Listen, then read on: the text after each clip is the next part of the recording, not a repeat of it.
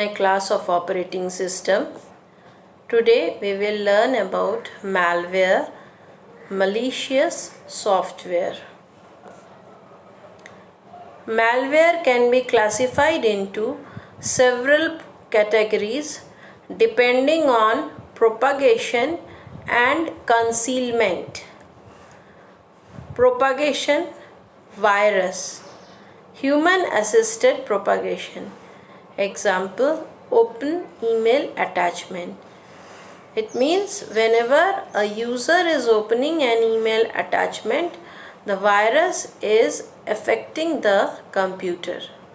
Worm, automatic propagation without human assistance. Concealment, rootkit modifies operating system to hide its existence. Trojan provides desirable functionalities but hides malicious operations. Various type of payloads ranging from annoyance to crime. Insider attack. An insider attack is a security breach that is caused or facilitated by someone who is a part of the very organization that controls or builds the asset that should be protected. In the case of malware, an insider attack refers to a security hole that is created in a software system by one of its programmers. Insider attack can affect all computer security elements and range from stealing sensitive data to injecting Trojan viruses in a system or network. Insiders also may affect system availability by overloading computer or network storage or processing capacity, leading to system crashes. Internal intrusion detection system protect organizations against insider attack, but deploying such system is not easy.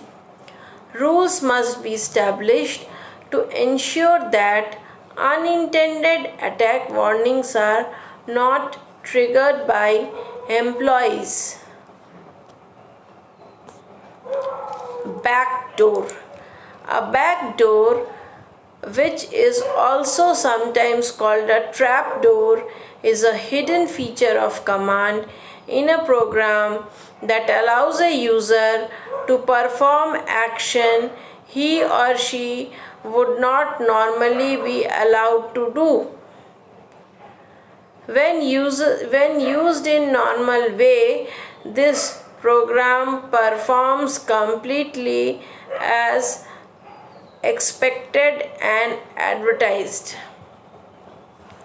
But if the hidden feature is activated, the program does something unexpected, often in violation of security policies, such as performing a privilege escalation.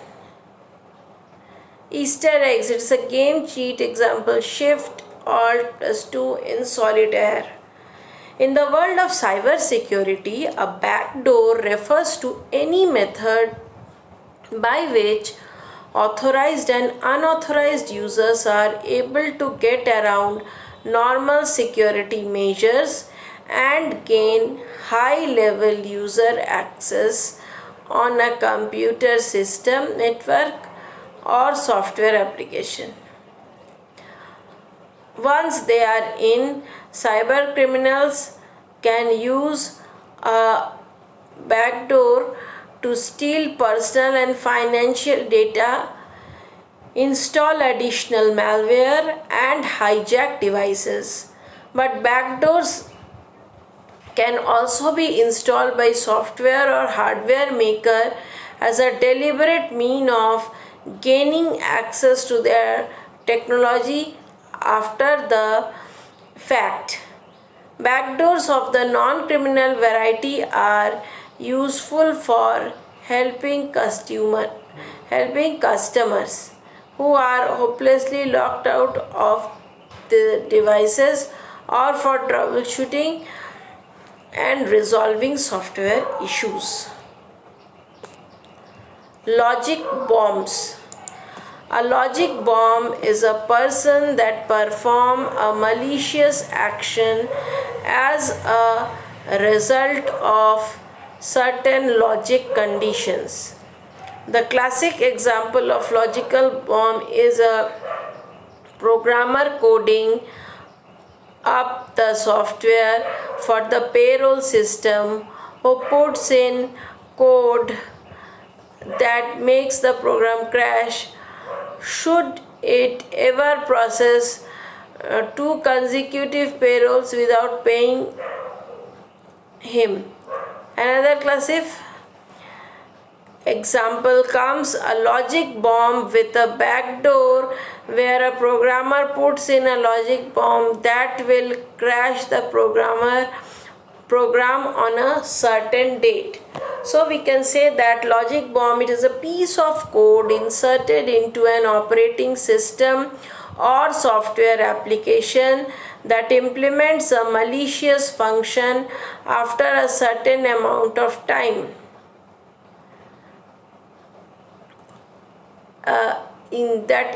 Logical bombs are often used with virus, worms, Trojan horse to implement them to do maximum damage before being noticed. They perform actions like corrupting or altering data, reformatting a hardware, and deleting important files. Defenses against insider attack: avoid single point of failure, use code walkthrough, use archiving and reporting tools, limit authority and security, physically secure critical systems, monitor employee behavior, control software installation. These are the defenses against insider attack. Now, computer viruses. A computer virus is a code that can replicate itself by modifying other files or programs to insert code that is capable of further replication. This self-replication property is what distinguishes computer viruses from other kinds of malware such as logic bomb. Another distinguishing property of a virus is that replication requires some time of user assistance, such as clicking on an email attachment or sharing a USB drive. Biological analogy: computer viruses share some properties with biological virus. Attack to penetration, and here penetration, replication and assembly, and release. In this you can find that attack, then attack to penetration, and here in case of computer virus, first penetration is done, and then from penetration, replication and assembly, and then release. It is same as biological virus. Virus phases: mainly the virus works in 4 major phases. First is dormant phase. During this phase, the virus just exists, the virus is lying low and avoiding detection. Propagation phase: during this phase, The virus is replicating itself, infecting new files on new system. Triggering phase in this system, some logical condition causes the virus to move from a dominant or propagation phase to perform an intent action phase. In this phase, the virus performs the malicious action that it was designed to perform and called payload. For example, this action code includes something seemingly innocent like displaying a silly picture on computer screen, or something quite malicious such as deleting all essential file on the hard disk. Infection types. What are the different types of infection? Overwriting destroys original code. Prepending keeps original code, possibly compressed. Infection libraries always allows viruses to allow memory shop. The example, kernel 32.dll. All the files and all the buttons are kept. Macrovirus, it infects MS document and only installs in main or distributed template. This is the diagrammatically representation. Degrees of complication. Viruses have various degrees of complication in how they can insert themselves in a computer code. It shows the degree of complication. Here we can see that this is header and this is the original program. Virus code can attach itself just below the header, or it can change the structure and attaches itself above header. Also, in some cases a virus affects or divides it in two parts: original program part 1 and original program part 2, and virus is also divided in two parts: virus code 1 and virus code part 2.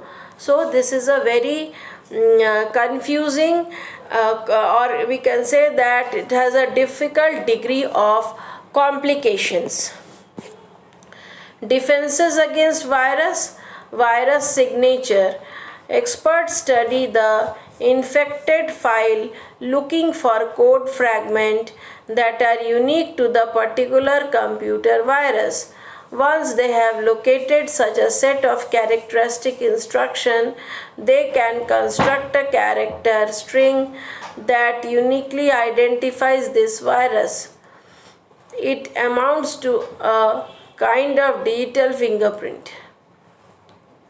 Virus detection software package have to be frequently updated so that they are using the most up-to-date database of virus signature. Computer worms. A computer worm is a malware program that spreads copies of itself without the need to inject itself in other program, and usually without human interaction. Thus, computer worms are technically without human interaction. The computer worms are technically not computer viruses since they don't infect other programs. But some people nevertheless confuse the term since both spread by self-replication. In most cases, a computer worm will carry a malicious payload such as deleting of files or installing a backdoor. A computer worm is a standalone malware computer program that replicates itself in order to spread to other computer. It often uses a computer network to spread itself, relying on security failure on the target computer to access it. It will use this machine as a host to scan and infect other computers. When these worm invaded computers are controlled, the worm will continue to scan and infect other computer using this computer as host, and this behavior will continue. Computer worms use recursive methods to copy themselves without host program and distribute themselves based on the law of exponential growth, and then controlling and infecting more and more computers in a short time. Many worms are designed only to spread and don't attempt to change the system they pass through. Worm propagation. Worm propagate by finding and infecting vulnerable host. They need a way to tell if a host is vulnerable. They need a way to tell if the host is already infected. We can see that the initial infection, first of all, one machine is initially infected, then the worms start propagating from one device to another, and all the devices connected to a network gets affected by worm. Trojan horses.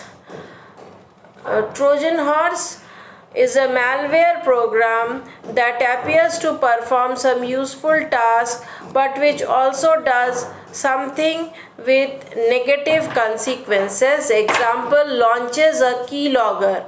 Trojan horse can be installed as part of payload of other malware but are often installed by a user or administrator either deliberately or accidentally. Rootkits. A rootkit modifies the operating system to hide its existence. Example, modifies file system exploration utilities, hard to detect using software that relies on the operating system itself. Rootkit revealer. By Bruce Cogwell and Mark Rusenbeck, two scans of file systems. High level scan using the Windows API. Raw scan using disk access method. Discrepancy reveals presence of rootkit. Could be defeated by rootkit. The intercepts and modifies the result of raw operation. Also in the website of Symantec, the link to the web page has been given. Rootkit may also be presented as Trojan horse or even as a hidden file along with a seemingly harmless file. This can be a graphic or even a silly application distributed via email. When the victim clicks the program or graphic, the rootkit are installed on the system without their knowledge. Some of the impacts of rootkits are often to provide the attacker with complete backdate across, permitting them to falsify or steal documents. Hide other malware, especially keylogger. The keylogger may then be used to access steal the victim's sensitive data. It enables the attacker to use the infected machine as a zombie computer to trigger attacks on others. Best practices to safeguard against malware. Try to limit resource installations to system that comes from trusted system.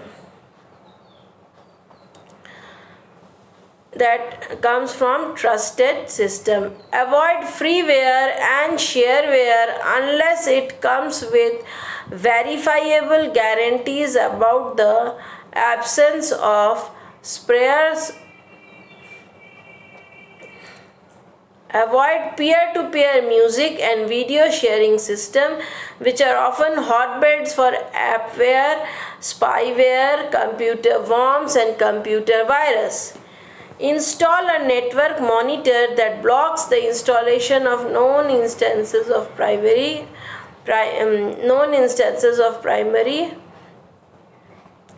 invasive software or the download of web page.